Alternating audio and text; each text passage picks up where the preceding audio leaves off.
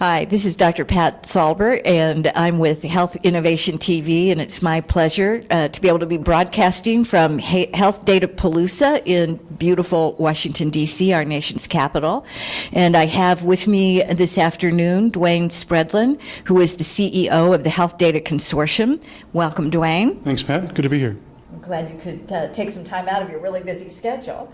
So what I'm hoping you can do is to share with us a little bit of the history of how we went from, as my partner Greg Masters says, two Freds in a shed, with a good idea about how we should be using data and big data and all that kind of stuff, to this incredible event that we're having here today in DC with, my understanding is, more than 2,000 people in attendance.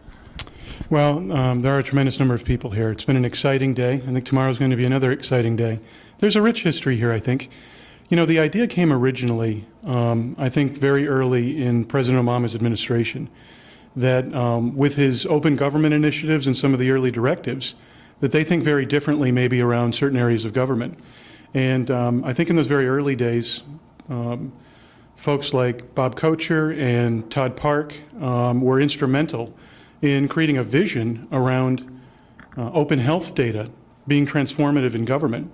So they got together, they decided to test the ideas. I think they had a number of get-togethers, and that ultimately became the first Health Data Palooza. That happened a second year, and it was much bigger, and a third year, and it was much bigger. And along the way, the Affordable Care Act and meaningful use, and a lot of things which have really, I think, created a forcing function around data and information in this arena were also passed. So we're in the midst now of, obviously, healthcare reform and all of the activities going on there. So the combination of having a health data-centric conference and a lot of excitement around health data and technology and all the things that we can do around that, with what is now really front and center in the United States, which is implementation of healthcare and all the changes underway, makes this sort of an extraordinary time. And so the attendance has blossomed. The excitement around these programs has blossomed. Health Data Consortium is now actually the official convener of the Health Data Palooza. This is Health Data Palooza 4. We have 7 regional affiliates, and they run programs locally, and we've got hackathons going on there, codathons going on here, all kinds of programs. So it has actually been amazing to watch. This has really mushroomed, and I think is a full-blown national movement now. Well, that's fantastic. I'm a graduate of Singularity University's FutureMed program, and they talk about exponential growth of things. And it feels to me what's happened with this whole health data and big data movement has truly been exponential. Where do you think we're going to be 5 years from now? Great question. Well, it's interesting. I think if you look at other industries, they provide a pretty good model. So, 40 years ago in financial services, you couldn't go to you might not be able to go to a bank machine in certain areas of the world and do a financial transaction, have it clear in real time, take money out of an ATM. We have done extraordinary things in all kinds of industries that have used information technology to fundamentally remake those industries.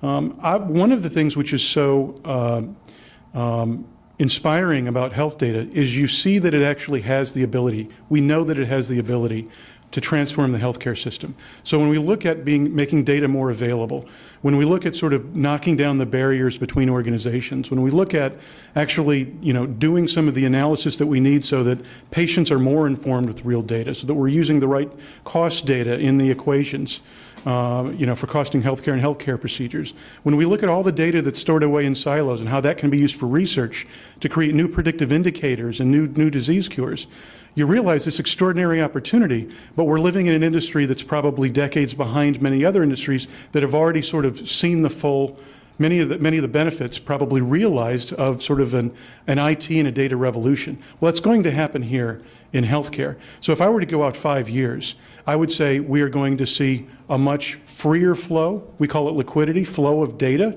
and information between parties. We're going to have a much more sort of rigorous and pervasive set of, data standards and privacy standards, and all done in a way that different organizations can actually flow information the right way. I think some of the fundamental questions that patients and payers, insurance companies and others have around, what does the data mean? What's happening regionally? Why is Why is healthcare different in this city than this city? What are the hospitals? Which doctors are the better doctors? All of these are really patient-centered at some level, but they're driven by data. So I think in 5 years we're looking at a patient-centered world here in the United States. They're getting much more information appropriate to them than ever before. I think we're managing the healthcare processes across the system much more effectively than we are today. And I think we're really looking at organizations that have applied the same principles we've seen in other industries here, and they're becoming much more effective and efficient. And this is important because this is not about lower costs. This is about better health care, and lower costs. So I think we can do all of that with health data. But I think it's important to realize we've got also a long way to go. These things are in systems today that are difficult to get to, antiquated technology. There are business processes around these organizations which really limit the flow of information. And I think there's a lot of management rethinking that we have to do around how data works and how these different organizations interact together. But we'll make a big dent on that in the next 5 years. So we're very excited. We think health data is transformative. We think we're going to see the same kinds of gains we have in other areas. We know it'll take a little while, but I'll bet you in 5 years, the world already looks like a different place. Well, that's a great vision, and I think that I'd like to close by asking you a question that's really relevant to me as a physician, and concentrating on the health data that can be put into predictive algorithms. And there is a venture capitalist out on the West Coast, Vinod Khosla, who starts almost every meeting by reminding us that 50% of doctors were below average and predicting that one day we're all going to be replaced because you're going to have machines. I mean, IBM's Watson, for example, that will be able to take this data and do better than my brain can. Any thoughts about that particular aspect of health data going forward? Are we going to not need doctors, or are doctors going to basically have a fundamentally different role to play? Well, I can't imagine that bringing more technology and more information to the patient care experience won't change the experience and the way the physicians and the hospitals all interact with patients. But the last time I looked, patients, it was an inherently human experience working with your physician. So my hope would be that we arm physicians with better information and better data. We arm patients with better information and better data, and technology throughout. So I don't think we see doctors go away. I don't think we want to. But I think what we do want is we want to make sure we're using the best information. We want to make sure that doctors have a complete understanding of the patient's health experience, that they've got complete visibility into what's working and not working across populations, that when pharmaceutical companies have clinical trial information and it's relevant to the physician, they can get to that because it might be relevant to what they're actually prescribing. There are all kinds of areas here where better data is going to improve patient care, but I don't think you can take the physician out of that any more than you can take the patient out of that.